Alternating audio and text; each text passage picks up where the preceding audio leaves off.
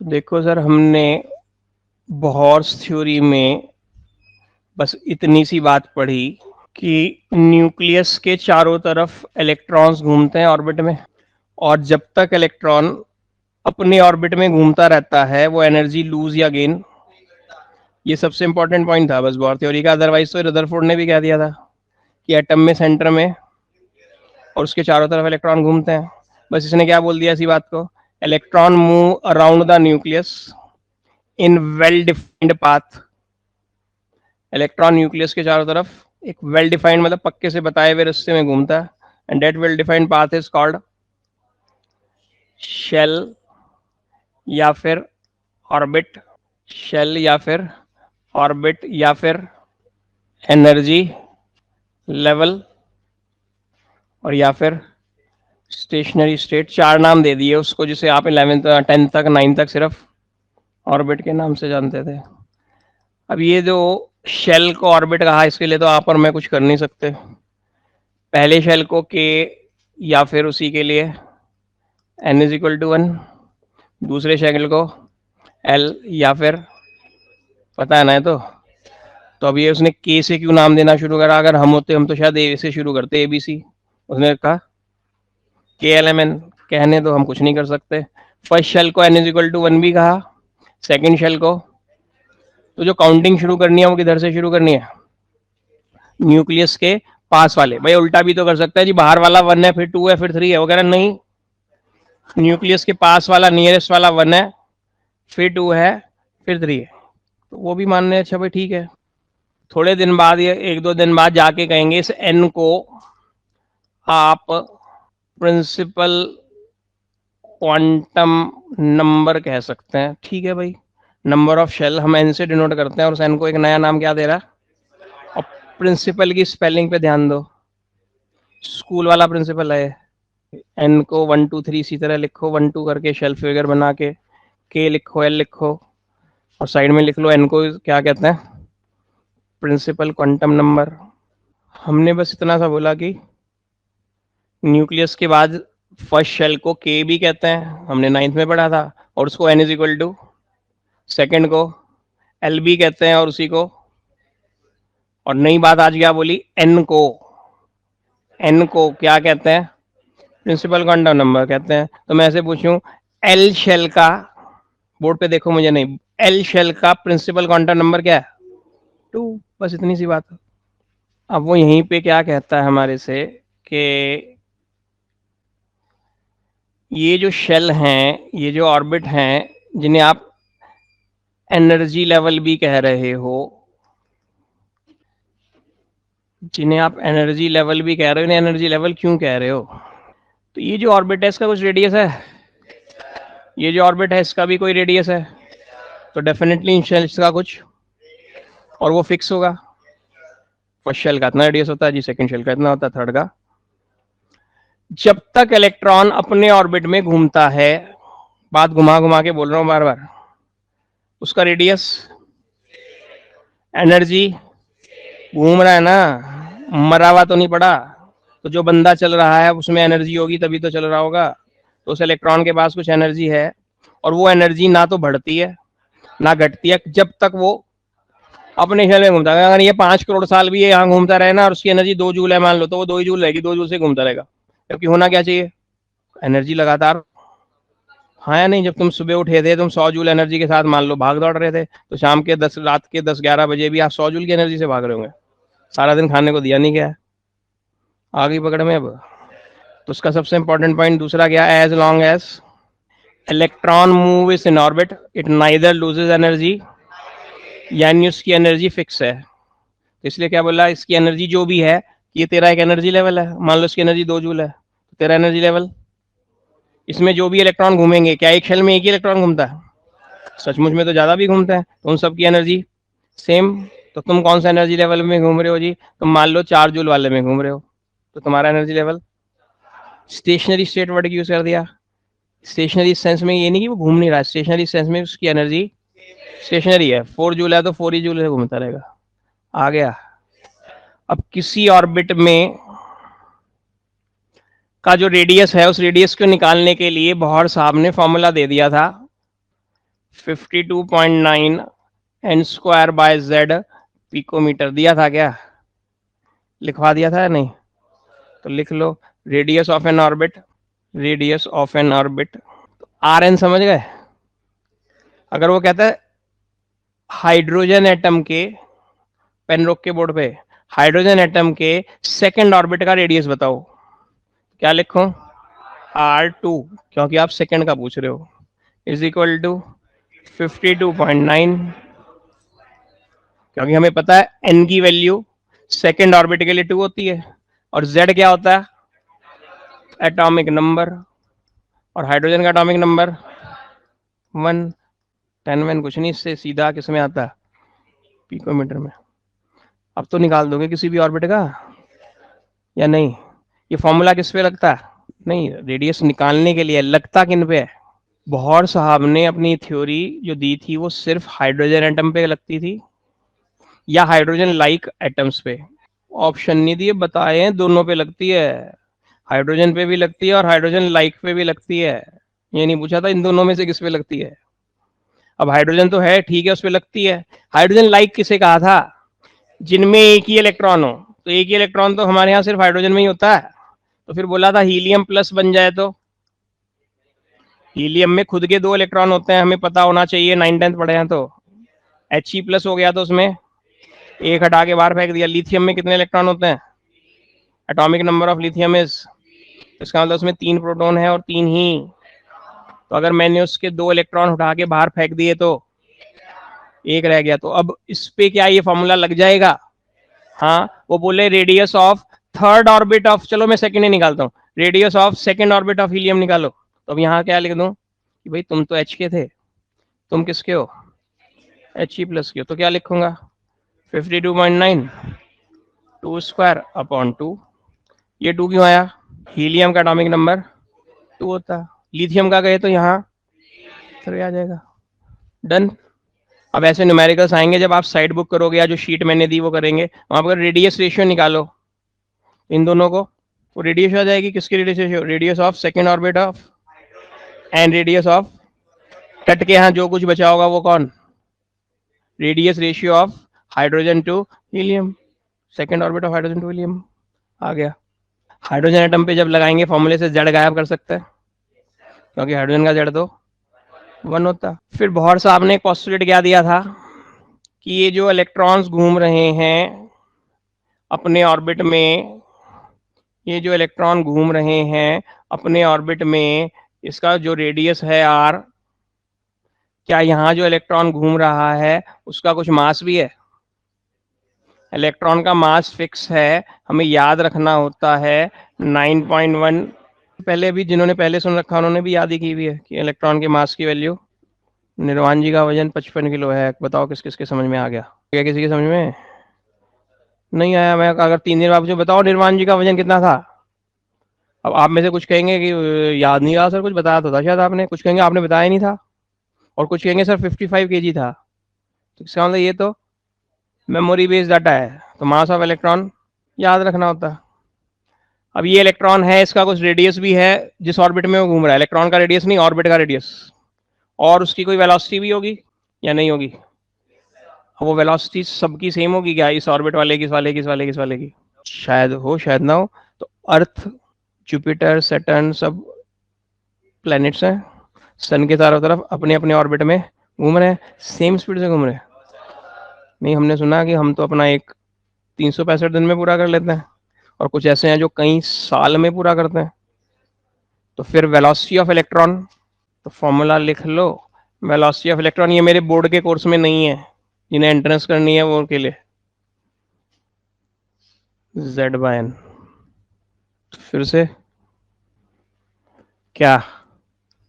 Z कौन और n कौन? Number of shell. थोड़ा मैं पढ़ा लिखा हो गया हूँ आज, तो क्या बोलूँ, n कौन? प्रिंसिपल का। और कोई हमारे से पूछे हाइड्रोजन एटम के थर्ड ऑर्बिट का सरकमफ्रेंस बता दो, रेडियस को 2 पाई से मल्टीप्लाई कर दोगे, थर्ड ऑर्बिट इसमें R3 निकाल के उसको time taken for completing 1 revolution बता दो। एंट्रेंस के क्वेश्चन बोल रहा हूँ। थर्ड ऑर्बिट में इलेक्ट्रॉन को एक रिवॉल्यूशन पूरा करने में कितना टाइम लगता है बता दो। तो speed is equal to distance upon time. Speed को वेलोसिटी लिख दूं चलेगा? तो टाइम पूछ रहे हैं तो क्या हो गया, थर्ड ऑर्बिट की बात कर रहा है। थर्ड ऑर्बिट में स्पीड वेलोसिटी कितनी है, समझ रहे हो? एन की जगह 3 डालने से वेलोसिटी इन थर्ड ऑर्बिट आ जाएगी। वो गलत कर दिया, हाँ यहाँ पे लिख दोगे उसे, वही वेलोसिटी जैसे ही था हमारे लिए, बोलो। और डिस्टेंस क्या, 2 पाई आर, डिस्टेंस की जगह, और ये वेलोसिटी। तो रेडियस की वैल्यू थर्ड ऑर्बिट की इस फॉर्मूले से, और वेलोसिटी की वैल्यू इन थर्ड ऑर्बिट क्या निकल गया। चलें, अभी हमने फिर से बोला था कि हर इलेक्ट्रॉन की अपने ऑर्बिट में एनर्जी फिक्स रहती है।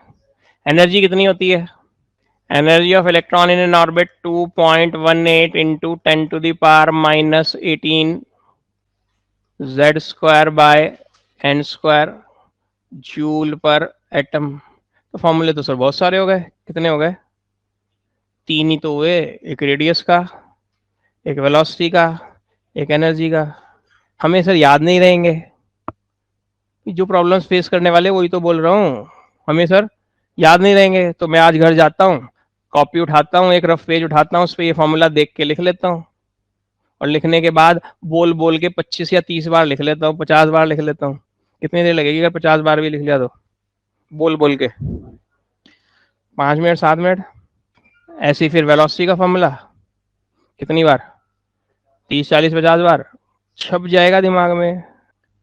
अब ये जो एनर्जी है ये यूनिट क्या है, पर एटम। तो जूल पर इलेक्ट्रॉन भी लिख सकता हूं क्या, क्यों, क्योंकि ये फॉर्मूला हाइड्रोजन या हाइड्रोजन लाइक वालों पे लगता है, यानी जिनमें सिर्फ, तो ये लगेगा ही ना उसमें जिसमें, तो यहां पर एटम लिखूं या पर इलेक्ट्रॉन लिखूं एक ही बात है ना, क्योंकि उसमें इलेक्ट्रॉन एक ही है। नहीं, अब एक बंदा बोला ये वैल्यू मेरे को याद नहीं हो रही, मेरी बुद्धि थोड़ी कमजोर है, तो 12, 13 तो याद रहता है, 12 के बाद 13 आता है तो याद है। केमिस्ट्री वाले उल्टे चलते हैं, हो गया याद क्या, 13, 12, वही बात है, बस क्या किया, किलो जूल में बदल दिया, और मोल मतलब कितनों का, 6.02 इंटू 10⁻23 को 1 मोल कहते हैं, इतना पता है 9th क्लास। 1 मोल मतलब, तो अगर मैं थोड़ी सी भी मैथ्स जानता हूँ और थोड़ी सी केमिस्ट्री जानता हूँ तो इसका मतलब ये हुआ क्या कि energy -13, 12 n² by Z square by N square जो मैं लिख रहा हूँ ये किसमें है, इसको इंटू 1000 कर दूं तो किसमें हो जाएगी, जूल पर मोल यानी एक मोल की, यानी कितनों की। तो अगर मैं यहाँ पर एवोगैड्रो नंबर से डिवाइड कर रहा हूँ, मल्टीप्लाई कर रहा हूँ, जूल पर एटम बन जाएगी। मैंने आज तक कष्ट नहीं किया, अगर मैं इसे सॉल्व करूंगा तो माइनस का 2.18 into 10⁻⁻18 upon N square Z square बनता है। अब समझ गए इनमें क्या रिश्तेदारी है। तो मुझे नहीं करना है, तो सिर्फ मैंने समझाने के लिए, जिनको डेप्थ में उतरने की आदत हो, मैं डायरेक्ट याद रखे हुए 2 फॉर्म्स कि जूल पर एटम में वो है। और अभी एक रिलेशन है, 1 रुपए में 100 पैसे होते हैं, किस किस को आता है, 1 रुपए में 100 पैसे होते हैं, रिलेशन किस किस को आता है, 1 रुपए में 100 पैसे होते हैं, रिलेशन किस किस को आता है, सबको आता है। अब 1 joule 1 electron volt is equal to 1.6 into 10⁻⁻19 joules, ये रिलेशन किस किस को आता है। जैसे ही रिलेशन मुझे रटना पड़ा ना, तो ऐसे ही रिलेशन मुझे रटना है। हालांकि मैंने लॉजिक भी दिया हुआ है, अगर किसी को याद हो तो। इलेक्ट्रॉन की वैल्यू डालते ही, इलेक्ट्रॉन की चार्ज की वैल्यू तो होती है ये, तो वो जूल बन जाता है बस, और नहीं तो डायरेक्ट याद रखूंगा। मेरे को कोई बोले ये जो जूल में आपने लिखा है ना पहली लाइन में, ये जो जूल में लिखा है पहली लाइन में, इसको इलेक्ट्रॉन वोल्ट में लिखो, तो क्या करूं, इनटू या अपॉन। तो ये जूल वाली वैल्यू को अगर इलेक्ट्रॉन वोल्ट का जूल बनाना हो, तो रुपए के पैसे बनाने हो तो 100 से, रुपए के पैसे बनाने हो तो 100 से डिवाइड। 5 रुपए में कितने पैसे हैं सर, 5/100। तो इलेक्ट्रॉन वोल्ट का जूल बनाना हो, जूल का इलेक्ट्रॉन वोल्ट बनाना हो, तो मैं कह रहा हूं इस जूल का इलेक्ट्रॉन वोल्ट बनाना है, तो इसको डिवाइड करके, इसको पूरे को डिवाइड करके किससे, ये आता है। हमें क्या पता आप झूठ बोल रहे हो, तो करके देख लो, जिसका मन हो करके देख लो, कोई दिक्कत थोड़ी है। तो सेम बात लिखी मैंने, बस अलग अलग यूनिट्स में लिखी। क्यों? क्वेश्चन में, स्पेशली ऑब्जेक्टिव क्वेश्चन में, कभी इलेक्ट्रॉन वोल्ट में 4 ऑप्शन छपे हुए हैं, कभी किलो जूल में 4 ऑप्शन छपे हुए हैं, कभी जूल में 4 ऑप्शन छपे हुए हैं। तो वहां बैठ के मैं मल्टीप्लाई डिवाइड करता रहूंगा इतने भारी भारी भरकम, कि जी मैं इस किलो जूल को, इसको ना इससे डिवाइड कर रहा हूँ बैठ के। वहां पता चला 45 मिनट में 60 क्वेश्चन करने थे, 15 मिनट तो डिवाइड करने में निकल गए। इसे डायरेक्ट याद रखते हैं इसलिए। लास्ट बात, शायद खतरनाक बात, शायद कि ये जो ऑर्बिट में इलेक्ट्रॉन घूम रहा है किसी भी ऑर्बिट में, तो उसका कुछ एंगुलर मोमेंटम भी होगा। जिन्होंने फिजिक्स पढ़ ली पहला चैप्टर, उन्होंने पढ़ लिया, और नहीं पढ़ा तो फिजिक्स वाले भी कोई बड़ी चीज तो चलाएंगे नहीं इसमें। क्या कहेंगे? एंगुलर मोमेंटम का फॉर्मूला, जैसे फिजिक्स वालों ने कहा था वेलोसिटी का फॉर्मूला डिस्प्लेसमेंट अपॉन टाइम होता है, तो ऐसे ही कहेंगे एंगुलर मोमेंटम का फॉर्मूला एमवी किसका फॉर्मूला है? मोमेंटम, आर से मल्टीप्लाई कर दे तो पता है ना हमें, बस। तो उसने बोला जब इलेक्ट्रॉन किसी ऑर्बिट में घूम रहा है तो क्या उसका मास है, उसकी कोई वेलोसिटी है, उस ऑर्बिट का कोई रेडियस है, हाँ है, इसका मतलब उसका कोई ना कोई भी जरूर होगा। अब ये उनका ग्रेटनेस थी बौर साहब की, उन्होंने बता दिया एम वी आर की वैल्यू एन एच अपॉन 2 पाई आती है, जहां इनकी वैल्यू 1 2 3 4 5 6 7 8 यानी कोई भी होल नंबर हो सकती है, लेकिन एन की वैल्यू नहीं हो सकती क्या, 1.2, 2.7, 3.4, ऐसे कुछ डेसिमल में नहीं होगी हमेशा। इस बात को उसने क्या कह दिया कि एंगुलर मोमेंटम, इसकी वैल्यू फिक्स है क्या? फिक्स कैसे हुई? टू सबको पता है, पाई की वैल्यू भी सबको पता है, बस एच का नाम प्लैंक्स कांस्टेंट है। होता होगा जब कह रहे तो फिजिक्स वालों ने कहा था F is equal to G m1 m2/r²। G का नाम, एच का नाम होगा, वैल्यू भी बता दी थी क्या जी की, तो एच की भी बता दी, पर सेकंड नहीं है, सेकंड है, इनटू सेकंड। तो अब यहां वापस आओ, एच की कोई वैल्यू है फिक्स, टू की वैल्यू फिक्स, पाई की वैल्यू फिक्स, तो इस स्क्वायर बॉक्स की, इस रेक्टेंगुलर बॉक्स की वैल्यू फिक्स या नहीं होगी? कुछ ना कुछ फिक्स। मान लो थोड़ी देर के लिए वो फिक्स वैल्यू 3 है। क्या है वो फिक्स वैल्यू? 3 नहीं, बार माइनस में आएगी छोटी सी, मान लो क्या है, थोड़ी देर के लिए 3 है। तो मैंने इनसे पूछा कि हमारे यहाँ एक हाइड्रोजन एटम रहता है, उसके कई सारे ऑर्बिट्स हैं, उनमें से ना एक ऑर्बिट का एंगुलर मोमेंटम 4 है। मेरे घर एक, उसमें कई सारे ऑर्बिट्स हैं, कई सारे ऑर्बिट्स में से एक ऑर्बिट का एंगुलर मोमेंटम 4 है। ये केमिस्ट्री जानते हैं, क्या करें? मुझे फायर कर दें फौरन, क्योंकि ये केमिस्ट्री जानते हैं। ये क्या कहेंगे, एंगुलर मोमेंटम या तो 3 होगा या फिर 6 होगा। मैं एन की जगह 1 डालोगे कम से कम, तो क्या आएगा? फिर एन की जगह अगला क्या डालोगे, तो क्या आएगा? तो कहेंगे एंगुलर मोमेंटम या तो 3 होगा, या 6 होगा, या 9 होगा। और मैं क्या कह रहा था? मैं झूठ बोल रहा था ना।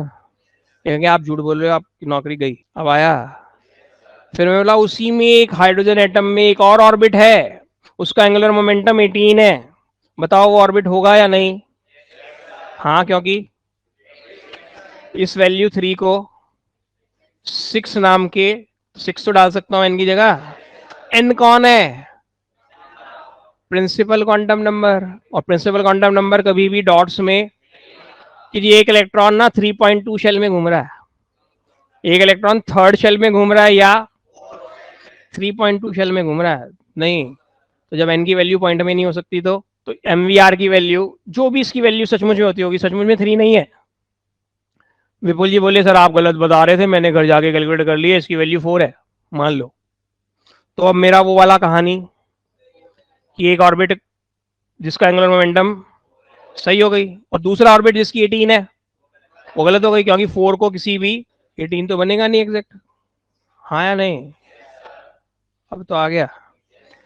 तो इस बात को केमिस्ट्री वाले, साइंस वाले, फिजिक्स वाले क्या कहते हैं? अब क्यों कहते हैं ये समझ में आना थोड़ा मुश्किल है, तो मैंने बहुत आसान हिंदी करी इस बात की। एंगुलर क्या मोमेंटम कह रहा मैं कोई भी वैल्यू नहीं ले लूंगा, फिर क्या करेगा? तो कहता अगर एच अपॉन 2 पाई की वैल्यू सपोज कर लो 4 होती है, तो मैं अपनी वैल्यूज 4 के इंटीग्रल मल्टीपल में लूंगा। तो 4 के बाद 8 के बाद हमने कहा इनके बीच की ले ले, कि नहीं मैं वो नहीं लूंगा। तो हम कहेंगे अच्छा तेरी वैल्यूज तो क्वांटाइज हैं।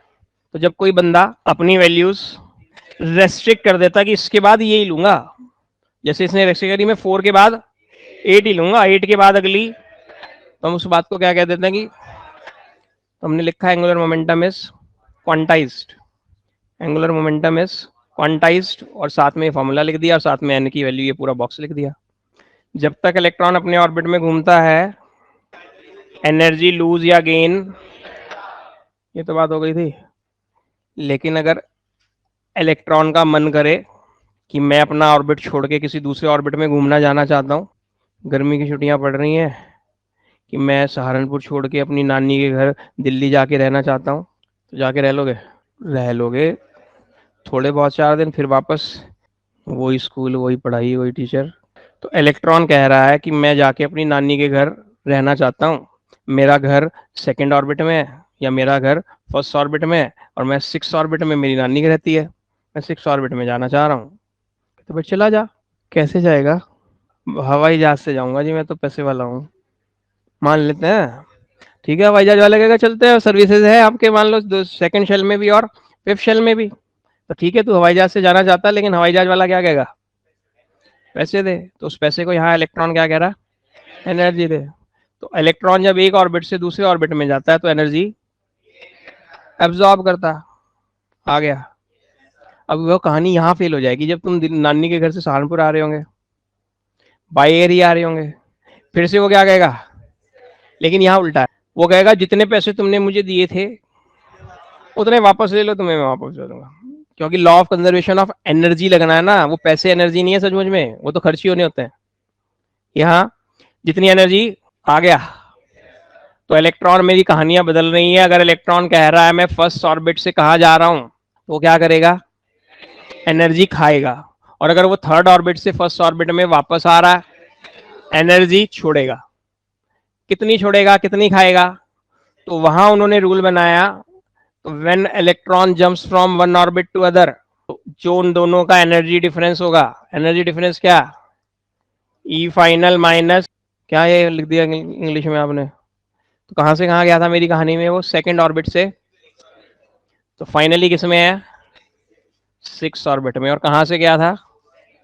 अगर वो मान लो फर्स्ट से फिफ्थ में गया तो E5 माइनस E1, हाँ या नहीं? तो इसकी एनर्जी निकालनी आती है, क्या आना था यहाँ? -2.18 इंटू 10⁻⁻18।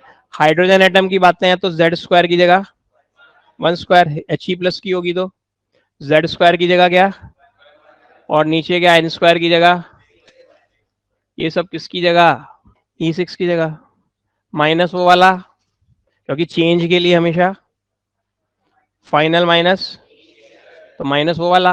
अब E2 की वैल्यू फिर से फॉर्मूले में -2.18 into 10⁻⁻18 into Z square, Z square की जगह क्या 1 स्क्वायर, क्यों? हाइड्रोजन का जेड 1 होता, अपॉन सेकेंड है ना, सेकेंड शेल। सॉल्व करके पता चल जाएगा कि सेकेंड से सिक्स्थ में जाने के लिए कितनी एनर्जी गेन करेगा, और 6 से सेकेंड में आने के लिए कितनी एनर्जी लूज करेगा, वो भी यही है। सेकेंड से 6 गया तो इतनी खाएगा, और 6 से सेकेंड आया तो इतनी।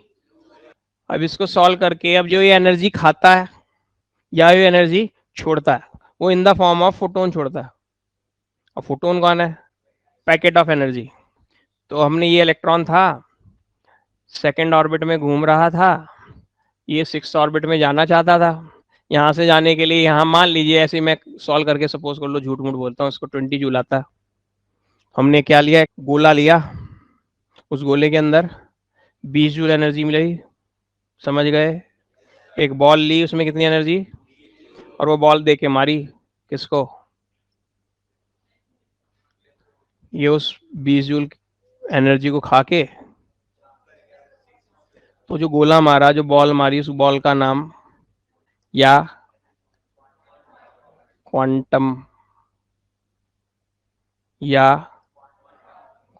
और अगर वो 6 से सेकंड में आया तो वो एक बॉल निकाल के बाहर फेंकेगा, कितनी एनर्जी वाली, 20 जूल वाली। बस बॉल को क्या कह रहे हैं हम, ज्यादातर फोटोन बोलते हैं, कभी कभार क्वांटा या क्वांटम बोलते हैं।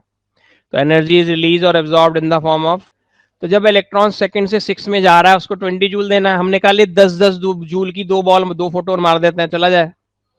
तो ये 20 जूल से मतलब है 20 हो गया, 10-10 जूल के दो ले ले। कहता नहीं, एक ही खा सकता हूँ, मुंह में एक ही जा सकता है, दूसरा जा ही नहीं सकता। मतलब दो छोटे छोटे डाल ले बड़े के वजह, नहीं एक ही खा सकता हूँ। तो इसका मतलब हमेशा एक ही फोटोन खाएगा या एक ही फोटोन छोड़ेगा, और उसकी एनर्जी कितनी होगी, उन दोनों का डिफरेंस। तो ये एनर्जी ऑफ जो फोटोन है उसके लिए फॉर्मूला क्या है, H new. Energy of photon का फॉर्मूला क्या है, एच कॉन, पढ़ा था अभी 5 मिनट पहले भी। वैल्यू कितनी हो जाएगी, याद हो गई जिन्होंने न्यूमेरिकल कर लिया। न्यू कॉन, फ्रीक्वेंसी, फिजिक्स में भी पढ़ लिया, फ्रीक्वेंसी, फ्रीक्वेंसी का यूनिट। और ये फॉर्मूला भी फिजिक्स में पढ़ लिया भी या नहीं। सी कॉन वेलोसिटी ऑफ लाइट, न्यू कॉन फ्रीक्वेंसी, और लेमडा कॉन फ्रीक्वेंसी, लेमडा कॉन। तो डायरेक्ट फॉर्मूले से काम चलाओ फिलहाल। न्यू इज इक्वल टू, तो मैं चाहूँ तो इस न्यू की जगह क्या लिख सकता हूँ, अगर वो कहे फ्रीक्वेंसी निकाल दो तो is equal to H nu लिख दूँ, और ये वैल्यू तो पता चली गई होगी मैथ्स लगा के, एच की वैल्यू डाल दूँ तो एच इनके नीचे आ जाएगा, क्या आ जाएगा, न्यू की वैल्यू। के नहीं, मुझे वेवलेंथ बताओ, एच और सी की वैल्यू डाल दो, सी की वैल्यू सबको आती है, क्या है, तो 3 × 10⁸ मीटर पर सेकेंड वेलोसिटी ऑफ लाइट है। 9th में बताई गई थी, 10th में। आयन और एटम में क्या फर्क, जब कोई एटम इलेक्ट्रॉन पकड़ ले या इलेक्ट्रॉन छोड़ दे तो आयन बन जाता। आयन चार्ज होता, एटम, आयन दो तरह का हो सकता है, बिल्ली आयन पॉजिटिवली चार्ज, और एन आयन नेगेटिवली चार्ज। तो फिलहाल अगर मैं आपसे बोलूं कि मुझे किसी एटम को कैटायन बनाना है, तो क्या किया होगा, उसका एक इलेक्ट्रॉन उसमें से हटा दिया होगा, इतनी तो सबकी बुद्धि में आता है। हाइड्रोजन एटम का एक ही इलेक्ट्रॉन होता, और वो कहाँ घूम रहा होता, अगर फर्स्ट में घूम रहा तो कहते हैं it is in its ground state. अगर एटम हाइड्रोजन में इलेक्ट्रॉन फर्स्ट शेल में घूम रहा है तो इट इज इन, और वो थोड़ी देर के लिए सेकंड या थर्ड या फोर्थ या फिफ्थ किसी में गया हुआ है तो एक्साइटेड स्टेट। और एक्साइटेड स्टेट में वो 10⁻⁻8 सेकंड से ज्यादा और नहीं रहता तो, और वापस आते हुए फोटोन छोड़ता, एनर्जी छोड़ता, अभी पढ़ लिया, in the form of photon आ गया। अब मैंने कहा इस हाइड्रोजन एटम से कि मैं को तेरा आयन बनाना है, यानी तेरा इलेक्ट्रॉन फर्स्ट ऑर्बिट से उठा के, अगर फर्स्ट में कहाँ ले जाना, fourth fifth six seventh eighth किसी में ले जाऊंगा तो उसी में रहेगा। तो कहाँ छोड़ना है, क्योंकि इन्फिनिटी पे अगर छोड़ाया तो तेरा न्यूक्लियस उसे पकड़ देख नहीं पाएगा, और ये बेचारा H से H+ हो जाएगा। कहाँ छोड़ के आया, और ये क्या कहला, मैं क्या हो गया हूँ, आयोनाइज। एटम क्या कह रहा होगा, मैं, क्योंकि मेरा इलेक्ट्रॉन छीन के कहाँ छोड़ा है, तो ये तो हाइड्रोजन है, इसमें तो एक ही इलेक्ट्रॉन है। सोडियम में तो 11 होता है, तो कौन सा छोड़ के आऊंगा, इनमें से या इनमें से या इनमें से, नहीं मैं तो सोशलिस्ट कहूंगा, है तो बेचारे पास एक ही है।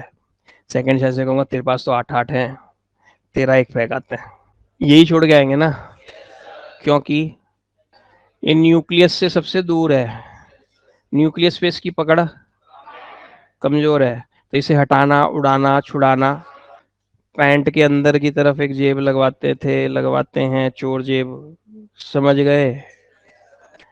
तो अर्पण जी चोर जेब में 500 का नोट एक तो रख के लाते हैं, और एक 500 का नोट यहाँ शर्ट की पॉकेट में रख के लेके आते हैं। ठीक है, अब एक साहब का मन है कि अब कौन सा उड़ाएं, वही बात है, ये कहाँ है, चोर जेब में, ये उससे थोड़ा बाहर वाली जेब में, और ये सबसे बाहर वाली जेब में आ गया। अब जब हटा के इन्फिनिटी पे फोंक आए और वो क्या बन गया, आयोनाइज हो गया, तो ऐसे करने में खर्चा हुआ या पैसे देने पड़े होंगे या मिले होंगे? मेरे को इनकी जेब से वो नोट छीनना है तो मुझे एनर्जी कितनी, सांस अगर ऊपर वाली बातें समझ आ गई होंगी तो, कहाँ था इलेक्ट्रॉन, उठा के कहाँ फेंका है, कितना खर्चा हुआ, इन्फिनिटी माइनस E1। अब भी या नहीं, तो मैं थोड़ी सी बदमाशी करके इस डेल्टा ई को आई लिख दूं, E3 माइनस E1, E3। हम सोडियम की तो बात नहीं कर रहे हो, तो आप सोडियम पे लगाए जा रहे हो ना, मैं बीच में बोल तो दिया अगर हम हाइड्रोजन को बना रहे हैं तो, अगर सोडियम में करते तो इन्फिनिटी माइनस E3, या ई कौन,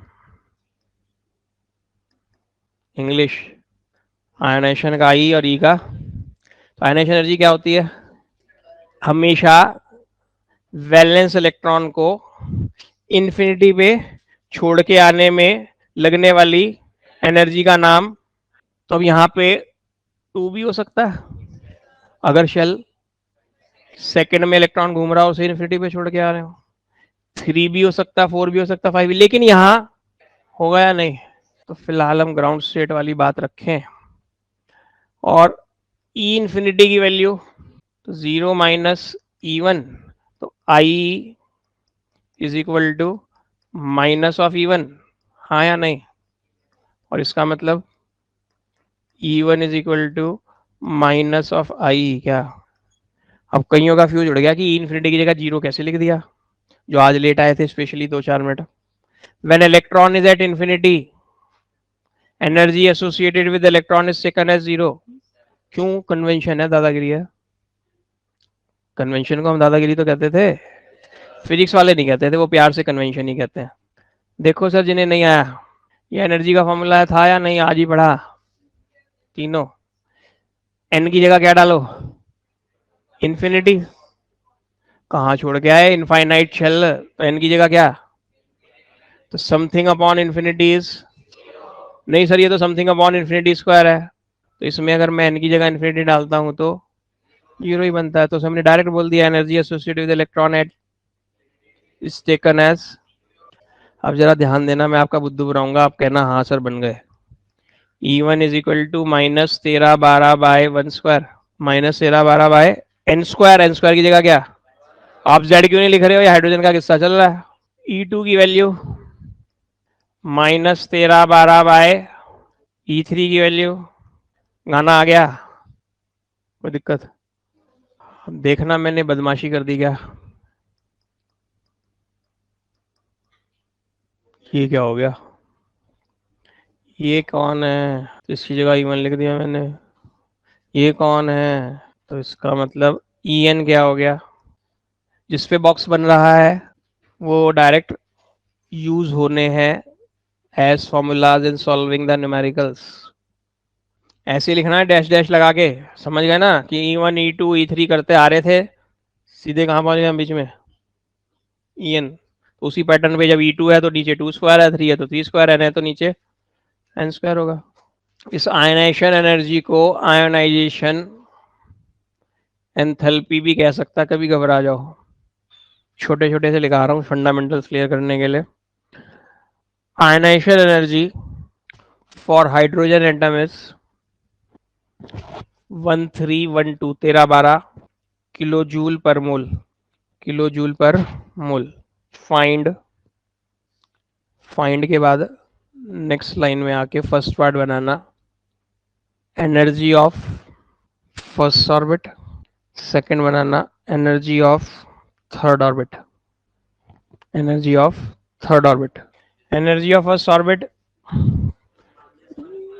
यहां से आ गई, E1 is equal to minus 1312 kilo joule per mole. फिर कौन से की पूछी थी? वो इस फॉर्मूले से आगे देखो, मैं उसके बगल बगल में ले आके लिख रहा हूँ। E3 is equal to E1 कितनी निकाली अभी? माइनस 1312 अपॉन, करना आपका काम है, वो मेरी सिरदर्दी नहीं। कोई इसी क्वेश्चन में लिख दे, लिखना नहीं, सुनना बस। Calculate energy of electron in first orbit, energy of one electron in first orbit. तो क्या करूंगा? फर्स्ट ऑर्बिट में इलेक्ट्रॉन की एनर्जी है, एक इलेक्ट्रॉन की है या एक मोल की है? मैं एक की पूछ रहा हूँ। डिवाइड बाय एवोगैड्रो नंबर, एक मोल मतलब कितनों की? ये तो सबको पता। तो एक इलेक्ट्रॉन के लिए एवोगैड्रो नंबर से क्या आएगा? वैल्यू क्या आएगी? पर एटम लिख दो या, कि करके देखने की जरूरत नहीं है, यही आएगा। एक इलेक्ट्रॉन की इलेक्ट्रॉन वोल्ट पर एटम में बता दो। नहीं, अब तो समझ में आ गया। लास्ट बात करते हैं, फिर थोड़ी सी मुश्किल न्यूमेरिकल पे आएंगे।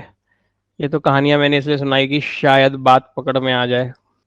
अब देखो, ये है मान लो इन्फिनिटी। सर आपके बोर्ड पे कैसे आ गई इन्फिनिटी? एनर्जी इन्फिनिटी पे कितनी? अब किसी वजह से महाराज इधर आए जा रहे हैं। कैसे आ गए? आपने धक्का दे दिया, जो भी मानो आ गए। अब इसकी यहाँ पे आके एनर्जी, झूठ मूठ बोल रहा हूँ, वैसे तो फॉर्मूले से निकलेगी इसकी, और निकल गई होगी या नहीं? क्योंकि जितना पास आएगा, तो जिस पे जीरो है उसकी एनर्जी निकल गई, तो किसमें और निकल गई? -650 और निकल गई, -900। मान लो कुछ भी बोल सकते थे फिलहाल के लिए। अब उल्टा सोचो, मैं पूछूं फर्स्ट ऑर्बिट के इलेक्ट्रॉन की एनर्जी ज्यादा है या सेकंड के? समझ गए अब तो अच्छे से? सब नेगेटिव में है। न्यूमेरिकली सेकंड की, न्यूमेरिकली सेकंड की छोटी है। न्यूमेरिकल तो यही है, लेकिन विद साइन ज्यादा हो गई। आया। इसलिए अगर इलेक्ट्रॉन यहां से यहां जंप लगाएगा तो एनर्जी खाएगा, एब्जॉर्ब करेगा। कितनी? बोल सकते हो कितनी?